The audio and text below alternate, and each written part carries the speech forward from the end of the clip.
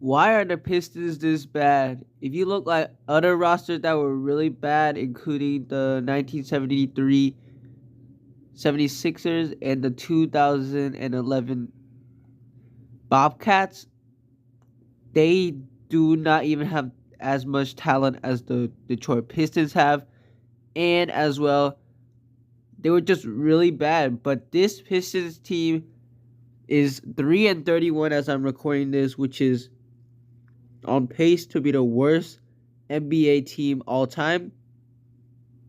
They would need to get 10 wins, so 7 more wins in a season to not be the worst team of all time, as the 9 and 73 76ers were the worst team of all time record wise, and then the Bobcats were 7 and 59, which is the worst percentage, but the Pistons are also even worse right now.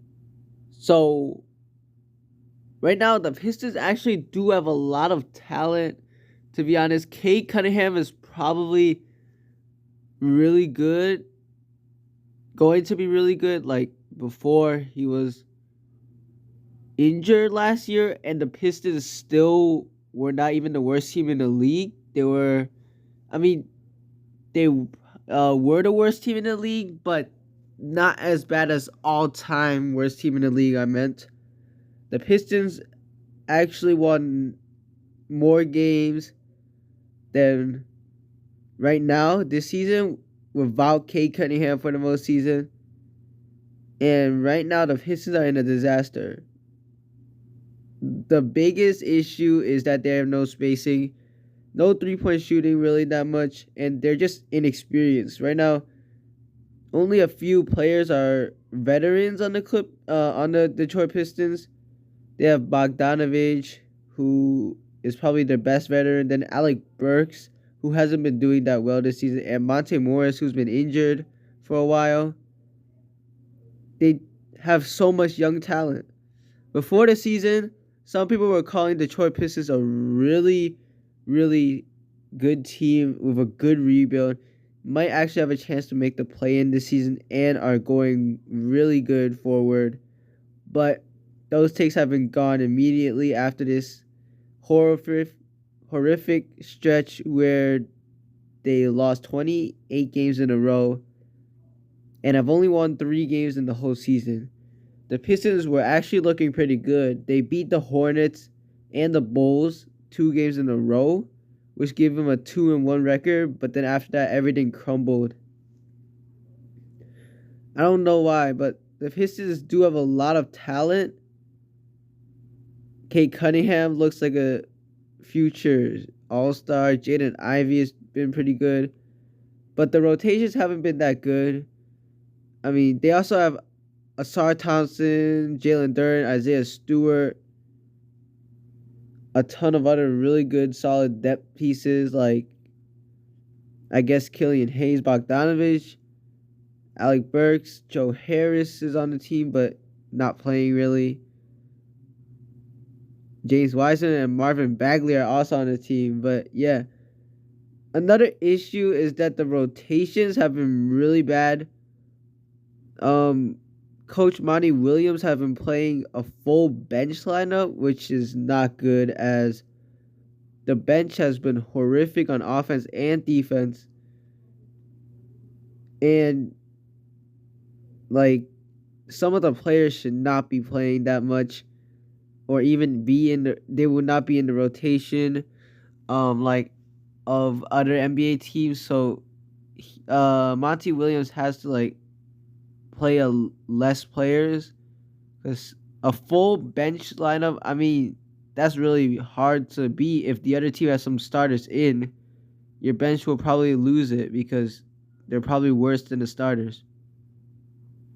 Also, they're clutch. They're not clutch at all.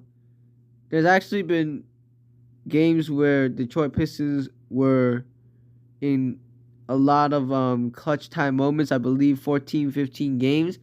Just recently, yesterday, they were in a really tough battle with the Utah Jazz and even forced overtime, but they still lost because they're not clutch. They can't really score in the clutch as well. And that's because the defense is pressuring Cade Cunningham, and the other players can't shoot, so they're not really that um you know as worried when Cade passes it to another person, because there's Alec Burks, who hasn't been good at shooting this year. Jada Ivey has been pretty good, but Jalen Duren and Isaiah Stewart, like, Jalen Duren cannot shoot really. Isaiah Stewart is okay, but Bogdanovich is okay, but the rest of the roster really can't shoot. Asar Thompson has been good at defense, but his offense is bad. His shooting especially, and just Killian Hayes. He has been not good for the past few years. I don't know why they still keep playing him. His shooting is awful. I mean, he brings decent defense and playmaking, but his shooting is awful. Might be one of the worst players in the NBA. And then James Wiseman also has not been doing that well. Marvin Bagley's been alright, but they can't just keep playing a lot of players. They need to like shorten their rotation. And then just they're young.